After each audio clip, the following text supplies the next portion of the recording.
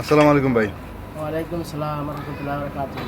আপনি কিছু একটা বলতে চাইছিলেন, কি জানি? স্যার, ভাই আমি বলতে চাইছিলাম যে এই গাজীপুর সর্বস্তরে বেকারি গাজীপুর। জি গাজীপুর আচ্ছা। যতগুলো বেকারি আছে আচ্ছা। তারা চিনির দাম কম, ময়দার দাম কম, আটার দাম কম, কেন তারা মালটা ছোটো করতে আছে? এখন মানুষের যে মালটা 10 টাকা দিয়ে খায়, এটা তো 10 টাকার মাল নয়। কেন তারা আপনারা কি পাবলিকে দেখেন না, প্রশাসক দেখেন না? আপনারা এটা কি গুণাটার সমাধান দিতে পারেন না? হ্যাঁ, আচ্ছা। আমাদের এই জায়গায় যদি মালের রেট বেশি তো তাহলে আপনারা মালটা বড় ছোটো করতে পারতেন। মালের রেট তো বেশি না, মালের রেট তেল চিনি সব কিছু দামই কম আছে। বর্তমানে তো চিনির দাম কম না? চিনির দাম কম, আটার দাম কম। আটার দাম কম, তেলের দাম কম, সর্বোচ্চ সব কিছু দামই কম আছে।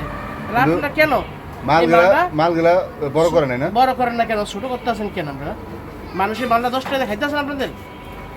আসসালামু আলাইকুম, আমি আপনাদের কাছে এই বলতে আমার বক্তব্য। ধন্যবাদ।